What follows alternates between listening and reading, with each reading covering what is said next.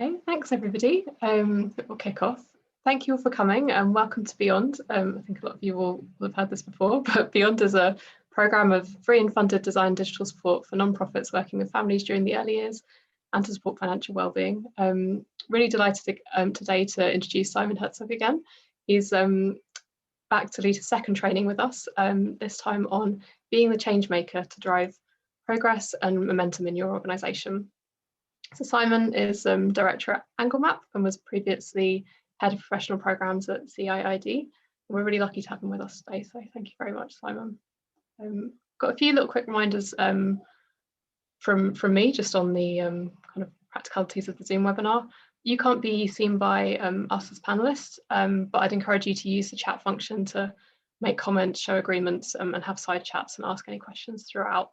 Please make sure that you send your messages to all panelists and attendees so that we can all see what you've got to share. And Simon's also going to be taking your questions as we go through using the Q&A function. So I'll be monitoring the chat, but Simon will be looking at the Q&A. So if you have any questions, please don't be shy and pop them in there and he'll be having a look at those as we go along. This question is also being recorded and it will be available via the Beyond site, so you can rewatch it, maybe share with colleagues afterwards. And finally, if you have any technical difficulties at all, please message me directly and I'll try and sort that out for you. But yeah, brilliant. I'll hand over to Simon. Thank you. Thank you very much, Emily, and welcome everybody. It's great to be here again. I had the pleasure of running one of these before with Beyond, and now I get to come back and talk to you about a different part of the process, which I think is one of the most fundamental ones that many of you will be concerned with. So we're going to be talking about how to be the change maker to drive progress and momentum in your organization. And without wanting to be too verbose, I think this is just about in times of crisis, in times where things obviously need to change. The ones of you that are joining this webinar and watching later at home, I think you understand very well that something needs to change, that you need to take action, that you need to adapt. And this is exactly what this is about. So we're going to talk about how, in particular, certain design methods and other kind of proven and classic tips and tricks can help you take charge and help you move things along or support those that are doing that in your organization. But I want to take a moment to introduce myself. And before I do, I just want to encourage you to also introduce yourselves in the chat to me and to each other. It would be wonderful to just see, who you are, what your organization is, a couple things about what you're working on. And as Emily said, you're very welcome to have side conversations in the chat as well. I'll be mostly monitoring the Q&A, so I really encourage you to drop in questions there at any point. I'm going to be pausing at the end of each section to just take any questions you have. And last time we got some really wonderful questions in there, so it'd be really nice to see anything you're unclear about or that you want to know more about in there as well. So briefly about myself. My name is Simon Herzog. I'm originally from Austria, which is also where I'm calling from right now. I'm in Vienna, but normally based in Copenhagen. About 3 years ago and a bit, I started AngleMap, which is a small global research and design consulting studio. We essentially help organizations make better decisions. And we do that through design methods. A lot of it is about design research, so understanding stakeholders like users, customers, teams internally also better. And then advising on strategy or actually carrying out projects ourselves. And very often that also comes in the form of kind of improving capabilities in teams through trainings. So I've done a lot of these types of courses over the past several years, many of them, most of them in person, but now of course increasingly also online. Before and somewhat in parallel with AngleMap, I was also at CIID, that's the Copenhagen Institute of Interaction Design in Denmark for about 6 years. Started a couple of things there. One of them is the professional programs unit, where we essentially created a training program for organizations, governments, companies of all kinds to adapt design methods to a professional setting. So very much this kind of things that I'm talking to you about today. And in the course of that, we did about 70 or so trainings and workshops in places like Peru, Singapore, Greece, Copenhagen, all over the place. It was really wonderful for me to see the different types of interpretations that people had of design methods there. And similarly in working with Beyond and Shift Design, it's been really interesting to see how many different types of people who are not professionally designers perhaps, or not from that background, come to this field and come to these kind of tools, and how they can make use of them. And that's also really what today's training is about. And in parallel, and really for the last like 7 or so years, I also work a lot with startups and very small organizations and companies. Currently, I'm advisor to 7 startups in Denmark, ranging from all kinds of different industries. Many of them are kind of social impact based. So I've been helping them also with adapting design methods to entrepreneurship. And I think many of the problems that they face and many of the challenges that they face may also be familiar to many of you who maybe are in smaller teams and are like strapped for resources. So maybe we can bring in some of that as well in the discussion later. So I just want to start with this quote that I really like by Charles Darwin, who said that it's not the strongest or the most intelligent who will survive, but those who can best manage change. And I think that's a really important thing to keep in mind, that no matter how well resourced you are, no matter how well prepared you are, ultimately when something like what we're going through with the global pandemic happens, it's going to be about adapting. And it's going to be about changing and evolving the way that your organization works, that you deal with your stakeholders, the ways that you deliver your services are going to need to change. And this is really all about how to make it easier for yourselves to do this, whether you're on your own or in a small team or in a larger organization.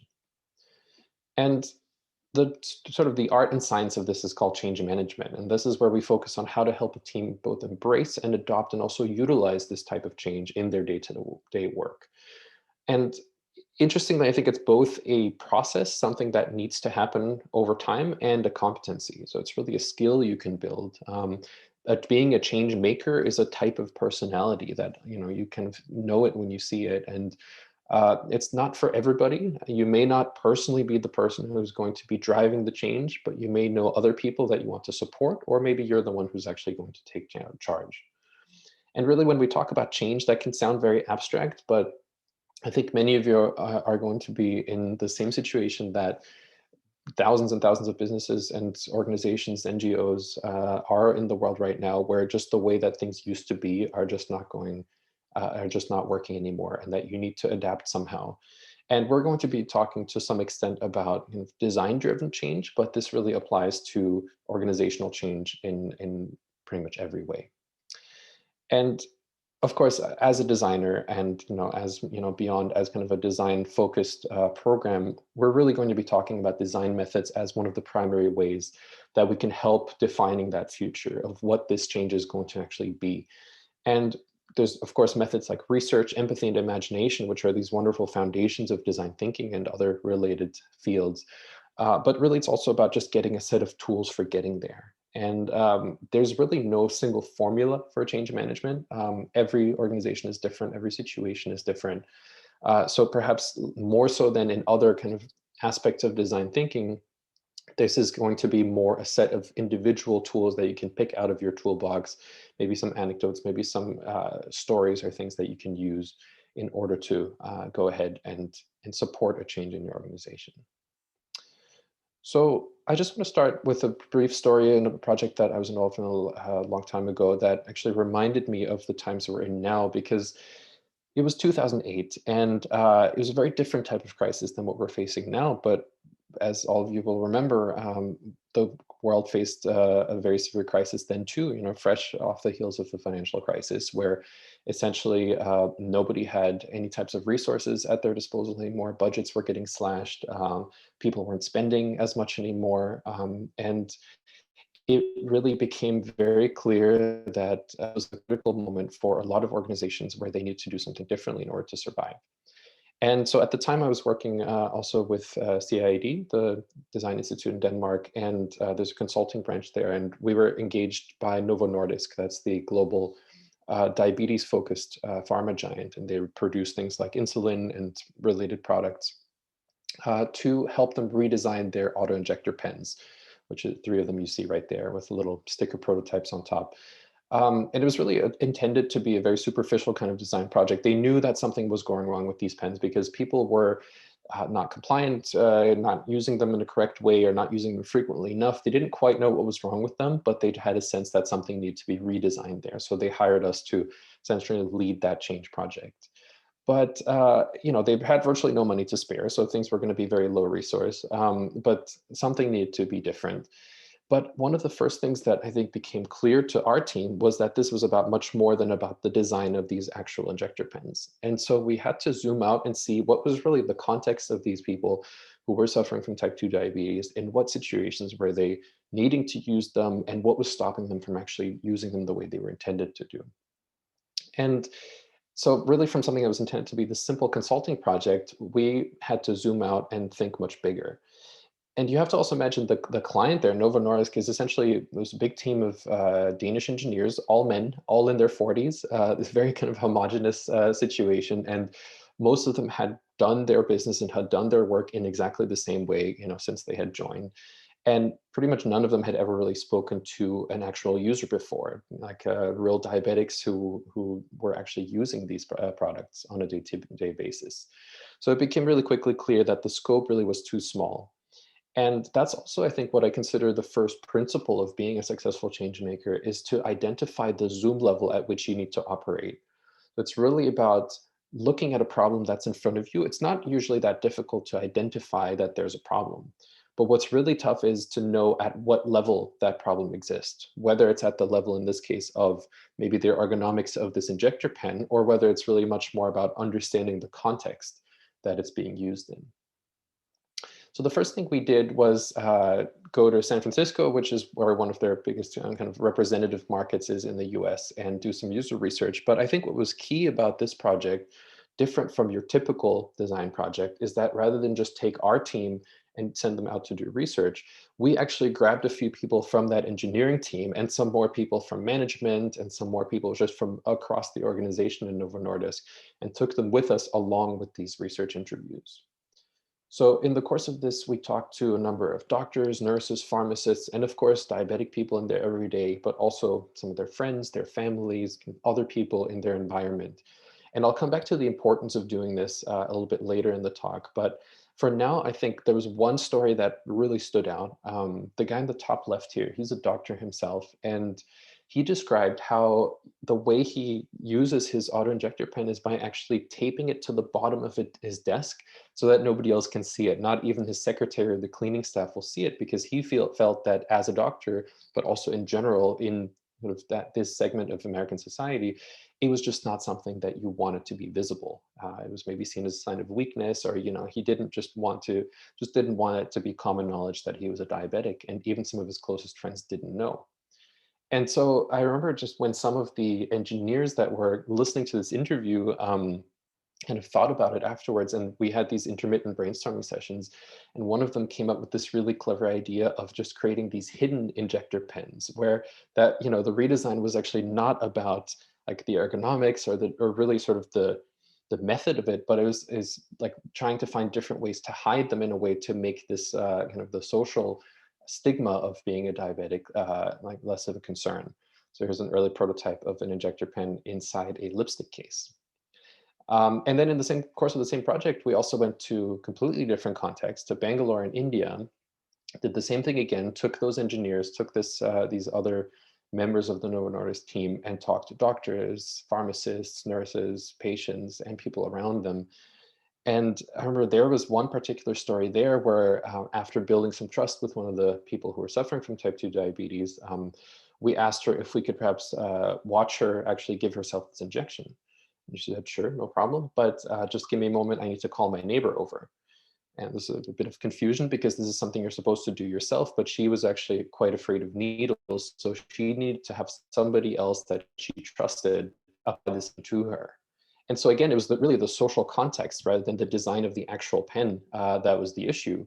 And one of the personal assistants of one of the executives from Novo Nordisk who was joining this session in particular, she actually came up with coming up with completely new instructions that would actually help other people then give this injection who would maybe do it to a third party. So again, it was really about zooming out from these initial problem statements, involving those other people that would not typically be part of this design project, and then coming to really unexpected results. And I think this project worked really well because it really looked for those true behaviors and motivations and the challenges and really the experiences of those people affected by diabetes, and went to them in their real context and really tried to find what was actually going on with them and the deeper motivations of that. And if you've joined any of the previous Beyond trainings, then you will have heard a lot about this. And perhaps in the one that I also did a couple of weeks ago, I talked quite extensively about how to extract some of these deeper insights and looking for those behaviors and motivations in people. But I'm going to guess that many of the ways that organizations will need to adapt over time is connected exactly to finding those deeper behaviors and motivations in people and identifying ways to address them. And what was, I think, really key about this project is that it involved other stakeholders, involving doctors, nurses, pharmacists, loved ones, and caregivers of those patients with type 2 diabetes. And too often, I think, in a design process, do people just focus on their users and customers alone. And that's, of course, still going to be the most important type of individual for a given organization. But there's so many other stakeholders around that that affect the way that people interact. And you can see both of these kind of ideas came really out of the interaction or lack thereof with other people rather than the user, the customer themselves on their own. And another element I think that really helped here was bringing together a diverse team from across the entire organization of Novo Nordisk. So we had those 40-year-old engineers, but we also had the executives, we had their assistants, we had some people who were salespeople, kind of that were talking to pharmacists all the time and to doctors. And finally, by getting those on board early on and involving them in this process, we were really able to build ownership among those exact people who would normally be the ones blocking change. So it's exactly those engineers who have their particular way of doing things. They have been doing it for decades, many of them. But by actually bringing them in, I think we were able to really make it much easier to build ownership. And many of them came up with ideas that genuinely were incredible. And then that owned those ideas and that were able to advocate for them going forward. So that's just a quick example, and I'm going to break some of this down in some of those next moments. I just want to pause for a second if there's any questions about this particular case. Again, I encourage you to use the Q&A feature. I'm going to be looking at it. Feel free to put questions there anytime, and if anything comes up, then I'll just take a moment to answer those. So I want to move on to stakeholders because that's one of the first things I think that was key about doing a change project correctly and doing it with any chance of success. And stakeholders is kind of this old term from business, but it's really only been in use since the 60s. The first known and recorded use of the term is from Stanford in 1963, and it goes, "Stakeholder is a member of a group without whose support the organization would cease to exist." And I really like this a lot because I think it highlights, even though this is the oldest definition of stakeholder in kind of a business and organizational context, this really makes it unambiguously clear that these are the people and organizations that are absolutely essential to your organization functioning in the way that it needs to. And this really goes beyond the people who are paying you money to do what you're doing or who are receiving the services that you're offering. This is really all the people around both of those groups of people as well and within your own team. And I think over the last few decades, we've seen this shift from this typical kind of industrial era silo structure where there was this top-down management who was in charge of everything, and there's the product team, the marketing team, the sales team, and so on and so forth. These verticals there, and then they still exist in probably a majority of organizations out there because that's frankly how business has been running for decades. And it's a simple way of organizing people into silos. But what we've been seeing increasingly over the last, I'd say, 20 years or so is this much more holistic approach to what real delivery is about. And the people contributing to it don't necessarily always fit neatly into those silos. And I think as you think about your own organizations, for those of you who are in organizations large enough to have departments essentially or to have those silos, I'm sure you've been in situations many times where you needed the help of somebody kind of across from another silo, but it was structurally difficult to grab them and to bring them into something you're doing. And I really like this term of service ecologies also. It's borrowing from biology. We're really talking kind of about an ecosystem which is going to be all kinds of different players and elements and artifacts and so on, all those things that interact with one another, that have different relationships to one another, that contribute to making this service happen. So here you can see, obviously the people that are involved are always going to be at the center, but then there's all kinds of media, all kinds of methods to reach them, all kinds of organizations and other parties and services that may influence their experience. And one of the best ways to access that and to really kind of make sense of it is through stakeholder maps. And you can see one on the right. I'll get to in a second. But I think the key here is to go beyond this kind of initial step of being user-centered, which is really essential. And I think all of you who are in this Beyond program are definitely already there, and you already understand the importance of being user-centered rather than just focusing on what you think is best. So I don't need to tell you that. But I think perhaps the evolution of that is to think about beyond your users, who are the other stakeholders that are around them that affect the way that their lives work and that affect their context. So in a stakeholder map like here on the right, this one is about immigration and the many different people who are influencing the context and interacting with a single immigrant. And that goes, of course, from family and friends to maybe their congregation if they're in a faith group, or their employer if they have a job, their healthcare providers, the government directly. There's a lot of interactions there. And there's also interactions between those stakeholders behind the scenes that the immigrant perhaps is not privy to, but that are equally important. And one of the most impactful things I think you can do in your organization is to just sit down for half an hour or more and to just create one of those stakeholder maps. You will already know who all of those people are if you go deep enough, but to also naming those relationships and the nature of those relationships between them, I think can be really key to understanding what you need to change and where you need to plug in, what kind of people you need to involve in any kind of project that you do in order to change something. And then I think it's really key to remember that those stakeholders don't just involve the individuals and organizations in the user's orbit, not just the people around them, like you could just see with the immigrant there, but also those in your own orbit. So who in your organization and outside of your organization is actually contributing to making your service happen?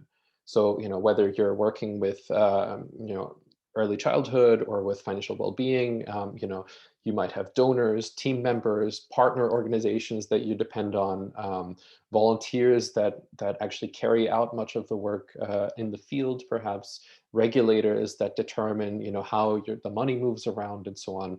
All of those internal stakeholders are at least as important as those on the user and beneficiary side. And there's a lot of ways to map those, and I'm going to share one in just a second with blueprinting. But before I do, I want to make sure that I'm not missing any questions, because I know we're still relatively in the abstract, but I promise we're getting more and more specific, and hopefully I'll be able to share a few more of those tools with you that you can use to make sense of your organization and the people outside of it as well. So when it comes to service blueprinting, this is something you'll hear a lot more about in the following training, which I really encourage you to attend, where you can go much more in depth. But I want to talk about service blueprinting for just a few minutes here, because it's one of those tools that, of course, for me as a designer, this is something that I'm used to using, but I think it's of particular importance in identifying the problems and the gaps and opportunities that actually exist within your organization and service. So there's a lot of uses for service blueprinting, and I'll list some of them later, but I think it's really key in knowing that you want to lead a change process in your team, knowing where to actually start. And the service blueprint is a tool that can help you identify those moments and those interactions. So kind of in simple terms, a blueprint is something that maps roles and touch points, which are any interaction that a stakeholder has with your service, actions they need to take, resources that contribute to making this happen, and the processes that internally that are actually required to deliver a service. Kind of just like an architectural blueprint, it's really this kind of inside out view, you're kind of x-raying the whole thing and you can see what it's made of. And for that reason, it's so useful to actually identify where things maybe need to be added or taken away or changed. And for just a moment of history, I think it's worth looking at where they came from. As a tool, it emerged in the mid-'80s, roughly. It actually came from marketing. So Lynn Shostak is kind of the main pioneer of using this kind of blueprinting approach to map organizations and services. And in this case, which is a very kind of primitive or simple kind of blueprint, she's looking at what the service experience of getting your shoe shined at the corner is actually like. So you can see over time as it progresses, these are the journey steps, getting the shoes brushed, applying the polish, buffing them, and so on, collecting the payment. But I think what's really important here and what's really key here is that she's got this line of visibility there. So everything that happens above the line of visibility is what the customer, what the user sees. That's the service that's being delivered to them. And everything that's below them is what they don't see. And that's something that's happening at the backstage of the service where, other stakeholders might be involved or other processes might be involved that are just as essential as what's happening on the front stage to this service, but they're, in some level, in some way different and kind of behind the scenes. So in real life, this often looks a little bit like this. It's usually a very large piece of paper or wall or so that's kind of with a lot of post-it notes attached to it. And it's usually this kind of living and breathing document, but you don't need to do this super thoroughly. You can do this also on your own. You can do this if possible in a team, but it really kind of comes at the Zoom level that you think is best. And this is where it comes back to understanding the right Zoom level at which you need to operate in order to identify and make a change. That you need to choose for yourself, like which element of your service, which journey you need to look at that's most relevant, where you sense that there's a problem. And ideally, you have a clue from research that you've done in already identifying in what areas and domains that occurs. What's great about blueprints is that they show the depth of the service, and that's kind of verticality that you saw before. It shows all these layers in a single view. So, in organizations like yours, you might have, service recipients or users, you've got donors perhaps giving money, maybe you have partners that are also delivering similar services that are related. You might have volunteers, you might have regulators. And we create blueprints to help us identify these gaps or opportunities, or also very importantly, that's why I mentioned so much about stakeholders before, the interactions between those stakeholders, whether they're from our end, like the backstage to the front stage, or within kind of the front stage area only. And that's what's make them such a simple and effective diagnostic tool that we can really then see physically, where are there any gaps? Where is there a need not being met or a journey step not being supported? So just very briefly, what it looks like, essentially, the formula for blueprinting is just to have this set of boxes where you've got the different steps of the journey, you've got the front stage, the line of visibility, separating then what's happening behind the scenes. So if we take, for example, the process of onboarding new volunteers, which I'm sure many of you are dealing with or have dealt with in the past. So from the perspective of the volunteer, the journey steps might go like this. They will have to notice somehow that they'll have to become aware that there's a volunteer program that they can join. They have to notice it somehow. They'll have to sign up in some form. There might be steps involved to that. They will probably have to receive some kind of training about what they need to do, and then they're going to have their first day in the field. So again, the Zoom level is up to you, but in this case, this is really about kind of from awareness until the first day in the field. This might, and maybe you have some idea from your research that there's an issue in there. And then the front stage is really all the channels through which these interactions happen, kind of all the media through which these things occur. Things like face-to-face interactions, perhaps with a recruiter, maybe your website, maybe there's a volunteer manual that they read during the training and that they can refer to while they're in the field. And that's, of course, all still above the line of visibility. Those are still all things that they have access to and that they can see. But then on the backstage, you have a different set of stakeholders and processes. You might have a volunteer leader, that the volunteers answer to and who's responsible for them. You might have a local partner in the field that, the volunteers need to liaise with. They need to interact with them in order to make sure that they're at the right place at the right time. Or you have so many that you need a CRM system to keep track of all the volunteers and you need to assign them to different tasks over time. But really what you can see here is just a simple way of organizing what your service is about and how the different stakeholders and processes interact. And so much of change management is identifying what the change is, like where the change even is that you need to make. And it's so easy to talk about this in the abstract, but tools like blueprinting can really help you identify very specifically where those issues are and where you can plug in and change something. So they're useful, obviously, for understanding what your current end-to-end service experience is like. And again, the scope of this is chosen by you, but it really emphasizes that a service happens over time. And also, it can help you see where and why you lose those stakeholders. Where are the problems that occur with your customers, donors, volunteers, whatever it may be. And it can help you make those big decisions about which parts of the experience are either worth or not worth investing in. Where do you need to double down, or where do you need to fix something or cut it? And perhaps you can also find some unused stakeholders, some capabilities, some processes that occur in one part or that are really being underutilized, but that you can actually leverage in other parts to give you an advantage.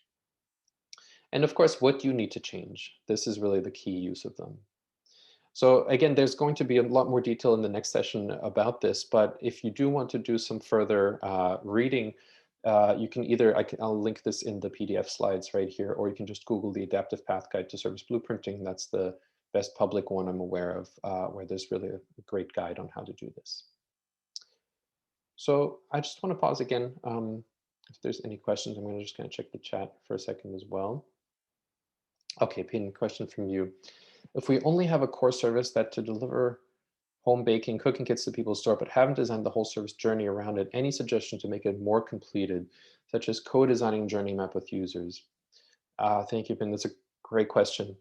So the question is really about how to kind of expand your service also, and how to come up with what that journey is actually like. And I think you hit the nail on the head there, that it's really going to be about deeply understanding those customers and those users, and understanding their context and their needs, kind of in the case that I described earlier, and then bringing in their input, of your users, but also of your other stakeholders and any experts that you need for this type of project, to make sure that all of these elements are being satisfied.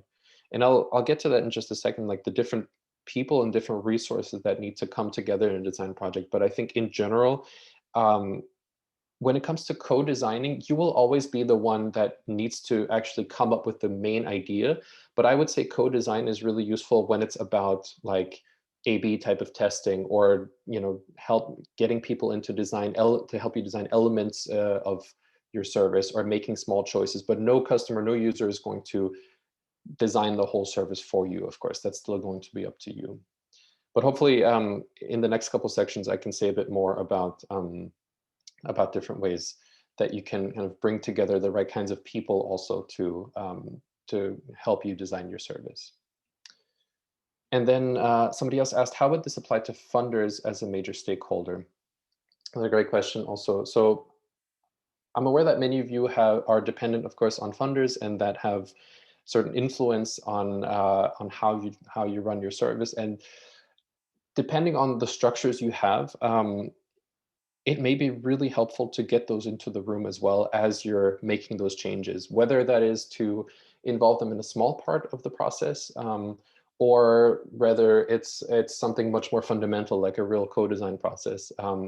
But most likely they're going to have opinions about how you spend your resources and your money. And depending on your relationship with them, you can involve them more or less, but I think it's always beneficial to bring stakeholders like that, especially if they're providing money and resources, in to also give them a sense of ownership over the things that you're doing.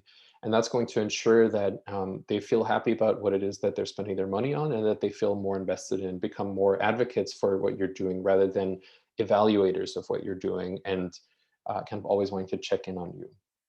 But it's a great question. We'll come back to this as well a little bit later. But thank you for those, both of you.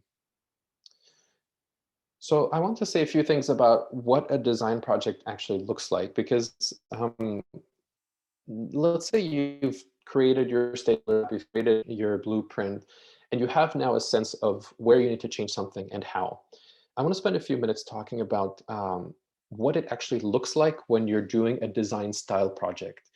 And I want to be very clear that a design project isn't necessarily something where, it's definitely not something where you just make something prettier, or you change the visual design of something.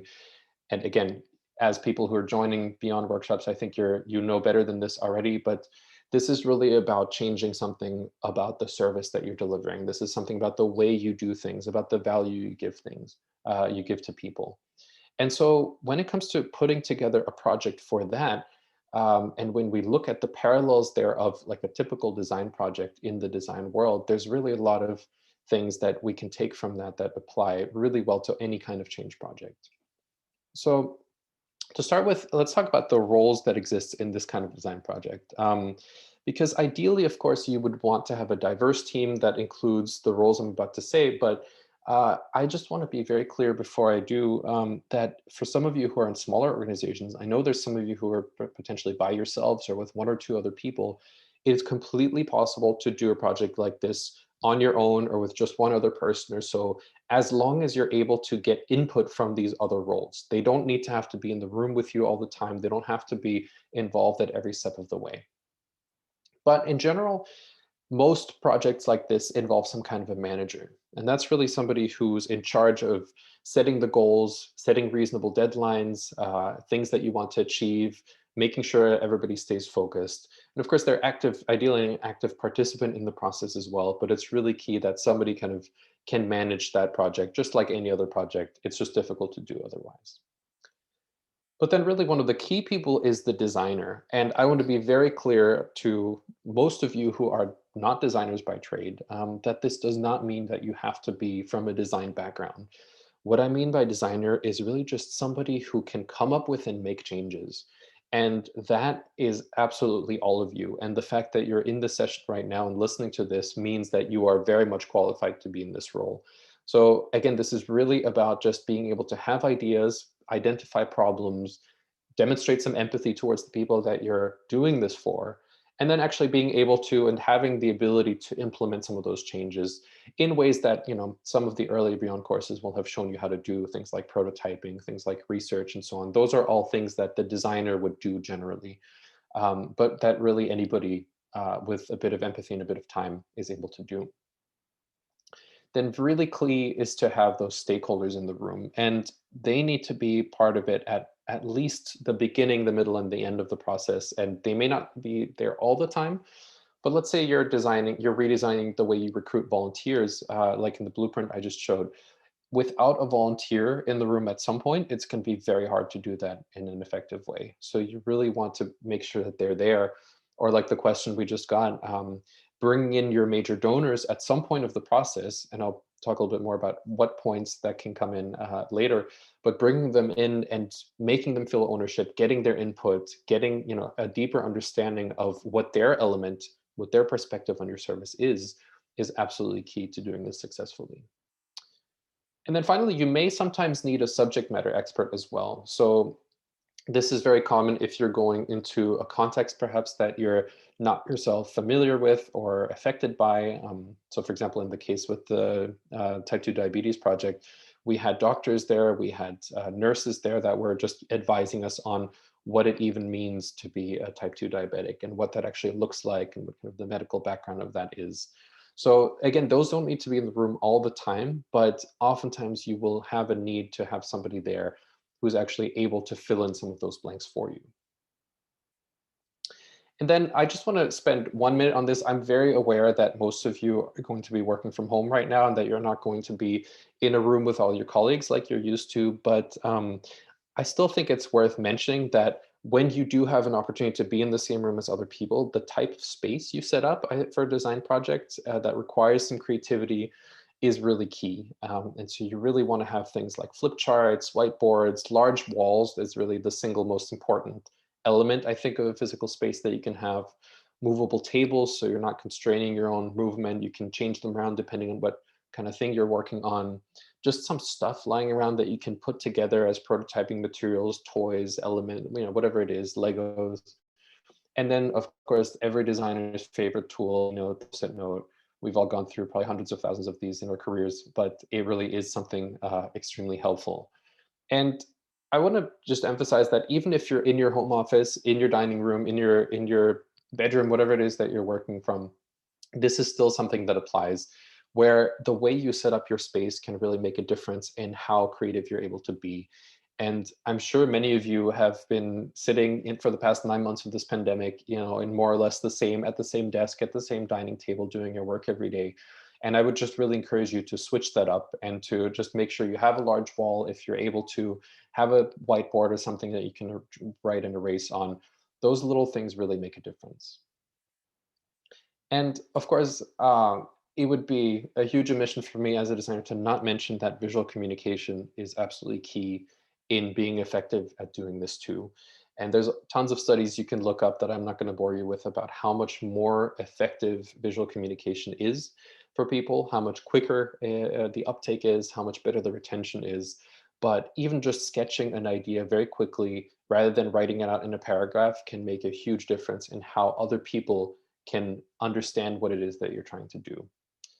And if you remember just one thing from this talk, then I'm just going to highly encourage you to stop drawing stick figures and to draw star people instead. They're much more sophisticated, but they're equally as easy, and they can just be much more expressive, as you can see here. So that's just a simple tip from the vault. And then finally, I just want to talk about the mindsets that come together in creating, in kind of working on a design project, and the different approaches you take at every moment. So from the beginning of our careers, most of us are trained in kind of an analytical approach or convergent thinking, which is really about looking at kind of past behaviors and predicting future results from it. And things like extrapolation that you can see here are a common example. So maybe in this case, we're looking at the cost of cooling a building as the temperature rises, and you can pretty clearly extrapolate from there what that cost may be at a given temperature. But the problem is this type of thinking really doesn't work that well for the more human-centered kind of disciplines like design, consumer behavior, or any kinds of services that you provide. So, for example, here's somebody, I think this is from the 1940s, where somebody looked into the past couple of decades and tried to extrapolate from past car designs what the cars of the future might look like. But somebody taking this type of approach would have never been able to predict the smart car, which came from completely different factors like urban sprawl, the decline of the nuclear family, different types of mobility, different behaviors, and so on that occurred that had nothing to do with how people were living in those times, and that really had nothing to do with the visual design of the cars either. And then on the other extreme, you've got intuitive or divergent thinking, which is really about this openness to new ideas and inputs. And you see this primarily in the arts and other creative industries. But I think if you will have heard a lot about design thinking by now, but I think it's just interesting to think about how design thinking is this convergence of, or rather this confluence of analytical and intuitive thinking. It's this 50-50% mix of switching back and forth between analytical convergent and intuitive divergent thinking. And this is still quite abstract, but I think as you're doing a project like this, it's really helpful to understand which mode you're in currently, and also helping your other members on your team understand what mode is currently key. Because being in the wrong mode at the wrong time can really shut down any potential for change, or it can really open up new possibilities. And that's why in the double diamond, which you're by now very familiar with, that's why we talk about this divergent and convergent movement, just to help you remember at which stage of the process you need to open up your mind and which stage of the process it's okay to narrow down and analyze. So again, I just want to take a moment to pause. There's a couple more sections I want to talk about, but if there's any questions about this so far, now's your chance.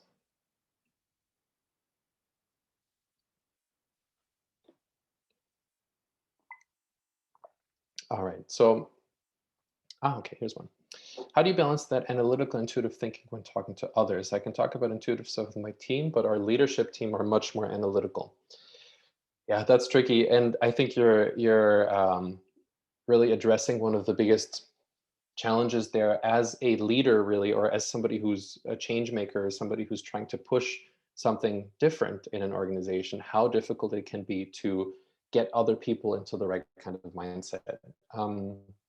So as designers, we have certain sets of tools available to us that can help get into those modes. And oftentimes we do it just very simply through warm-up exercises, through little icebreakers and so on.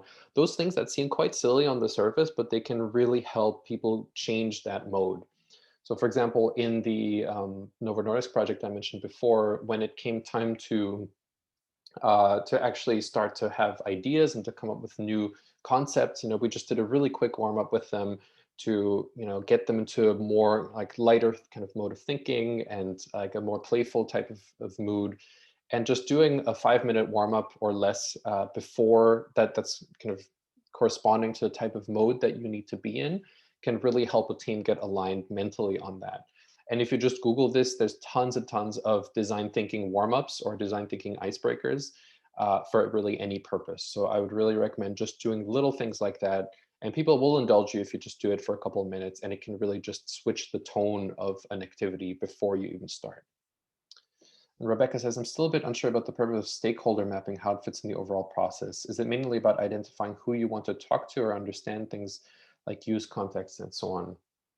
Thank you, Rebecca. I think the stakeholder mapping element is, it depends on the type of organization and type of service you have, because sometimes it may be very simple and straightforward, but even if it seems that way, I think there's often going to be elements and people and other organizations that are involved in how your service is delivered, how it's perceived by the people receiving it, and or your donors or others, that may not be completely apparent. And I have to say, even if there's no, if you stop at doing the stakeholder map and you just spend 30 minutes on it, I'm pretty sure that you may discover some interactions or some elements there of exactly like you said, like contexts or interactions that may not come up in your day-to-day work. And I think a tool like the stakeholder map really helps you identify those additional things where you may just not know for sure, or you may not just have them in mind at all times. And then they can also really help you come up with your blueprint, because by then you've basically got a list of people that need to be involved and that need to be mapped also on that, so you can identify where those gaps are. But again, this is a toolkit. You don't have to use all of those tools. Whichever resonate with you, I think you should use, and others, by all means, leave them to the side. So I want to continue just so we can stay on time. When it comes to actually making that change and in creating that design project and starting it, ideally, I think the best way to think about this is in terms of a pilot project, starting something that can make a mark, but that isn't, and that can show really other people on your team, that can show everybody else, your stakeholders, what's possible with this new approach without maybe taking a huge risk where if you fail, then you'll never get another chance. So I just want to give you a quick example of an organization that has institutionalized this type of approach. So Lea Pharma is also one of the largest pharmaceutical organizations in the world, also based out of Denmark. And they're really dealing with any kind of skin conditions, so eczema, psoriasis, and so on. And their business for dozens of years basically has been about creams. Essentially, that's what they make. But they realized that as times change, it's not just about providing the right cream for the right condition anymore. It's that there's so many other stakeholders, there's so many other contexts, and just the people's lives who suffer from these conditions go far beyond the stuff they actually apply to their skin. And so they created this kind of internal incubator where people can then there's now in teams that are basically set aside and resourced in order to come up with the new ideas, explore what they are, come up with some kind of minimum viable product, and then are actually given the resources and the time to build those ideas out into something particular. So for example, in this image here, you can see, again, for a maker of creams, a very unusual kind of product, but this is an app that helps you track the progress of your condition. So that can help you kind of compare and swipe back and forth over a photo and see how your skin condition changes over time. And really what's key about these pilot projects is, obviously by now they should apply a user-centered approach. They should really listen to those different stakeholders. They should be feasible enough to actually pull off with a small team, like the types of roles I showed you before. Quick results are great if it's the first one that you're actually doing, so you can have something to point to. And if they're low risk, then you can take something, maybe an element that nobody really cares that much about, it's lower priority. If it doesn't work out, it's not such a big deal. But if you are able to create something successful within an existing strategic stream, something that's still relevant to the organization, then you're really able to create a success case and able to show people that something is possible using this different kind of approach that you may want to take. I want to move on just to one last thing before I finish with some conclusions is about design principles. Because if you're a leader in your organization, I know many of you are, you have an opportunity to create and evolve the culture of how you do things. And I think never has it been more important than now, when you're facing all kinds of new problems that you may have never seen before, to actually articulate those principles to give you a certain set of guidelines for how you make your choices in the future. And this is something both for yourselves as leaders, as well as for anybody on your team and the daily choices they make. And design principles are essentially these widely applicable guidelines and considerations for you and your teams to apply in their work and decision-making process. And ideally, they're not just something you thought up, they're something that comes from the experience you've gathered, from the knowledge you've gathered from the field and from your stakeholders. There's a wonderful resource called principles.design website, where it's essentially an open source collection of design principles from all sorts of organizations, where you can sort them by industry, by type of approach, and so on. So if you're looking for ideas for how to articulate those, there's tons of them there. But essentially, they should be an improvement tool more than rules. You're not trying to force people into structure. You're really trying to just encourage them to make the decisions aligned with your values. But they're also more than a mission statement, because they're really ideally a guideline for making decisions autonomously. So they should be actionable enough that you're able to actually look at them and say, I know the kind of decision I need to make based on that. They should really be based on research, be clear and actionable. And very key is that if you're in a larger team, people need to give their input. They need to be something that's agreed upon. So, for example, the BBC has a set of really interesting ones. Some of them are obvious, like respect everyone, but I think it's really interesting, the number 3, the everywhere and always, really thinking about every type of device that people consume BBC content on, every type of context. I think that's a really fantastic design principle that may apply to many of you, because if you're designing a service perhaps for early childhood support or for financial well-being, there's going to be so many different contexts in which people are going to be needing those services, or maybe applying them in ways that you hadn't expected. Or, for example, on Amazon, the ownership one, number 2, I think is really important, kind of making your team actually take responsibility for everything, and making sure that everybody's on the same page about that. And then really key is also displaying those design principles, having a place where, if they're agreed upon by everyone, then making sure that those are actually things that everybody can see and relate to as well. So there's one last section of a couple of conclusions I want to make. I'm just going to encourage you to type any questions you have about any of the previous sections in now, and then I'll get to them at the end of that section. But I do want to say a few more things when it comes to actually making that change, because oftentimes your approach needs to differ based on what type of organization you're currently in, like what stage your organization is in. And we can think of this perhaps in this case using stakeholder centricity or user centricity as a proxy for how evolved your organization is in actually designing and providing a service that really meets people's needs. So if indeed there's absolutely no knowledge of this type of the importance of this in there, if it's a really old school organization, then your role as the change agent is, first of all, to learn to do exactly what you're doing now, take programs like Beyond, get your colleagues into them, raise awareness of new ways of doing things, of different ways of doing things. But sometimes there might already be some hidden change initiatives. People like yourselves might already be joining programs like this. They might already be trying to tweak some things in the background. And then your role is really to educate others in your team about how you can change something, or maybe a stakeholder need that nobody's thinking about, and to grow these initiatives. Ideally, and this is where a lot of organizations are at now that are a little bit more modern, is there are already some public change initiatives. There might be there might be a bit of a mandate already to do this, but it still has to be institutionalized. And ideally, then you would want to solidify these processes and make sure that there's actually more resources devoted to them. There's actually time devoted to them, that maybe the KPIs that they're measured by are not as strict as a full fledged business strategy, that there's a bit more freedom for these change initiatives.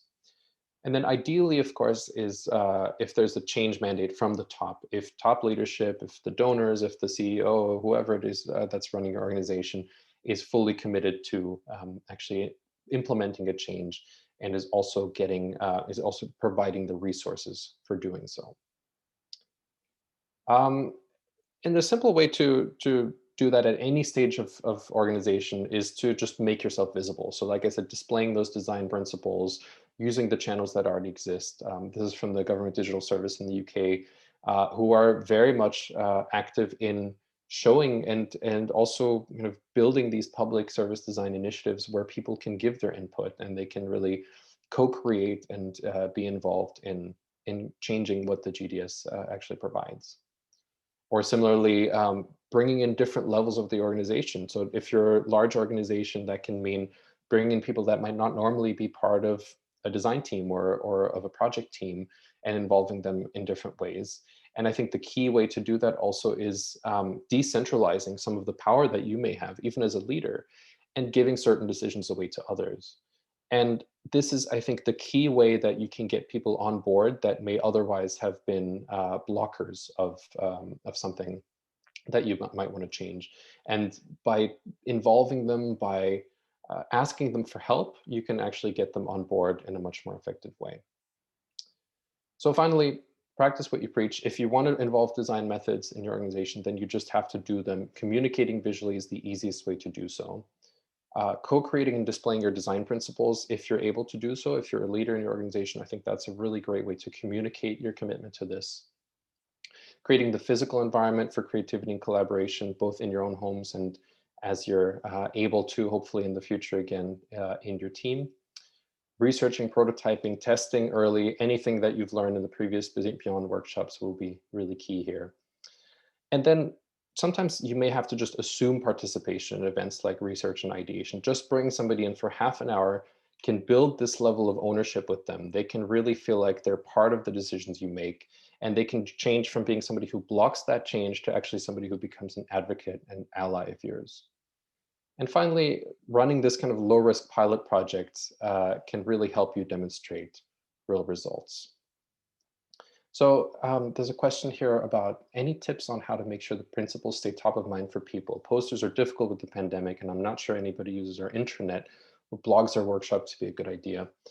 It's a great question. I think the design principles, like the visual display, is really key to making sure that they're actually something that people are reminded of and stick to. It can be something that you kind of have as a ritual at the beginning of meetings. You can kind of go over them. You can have, I think things like blog posts are really good as well. If you're able to do a workshop just to co-create them with your team, that's probably the most effective thing you can do to keep them top of mind, and then maybe recall them at later stages of your work. But I think anytime you're able to get people together and co-create these things, then that's going to help a lot. So just on time, I had to rush a little bit there because we had some great questions earlier.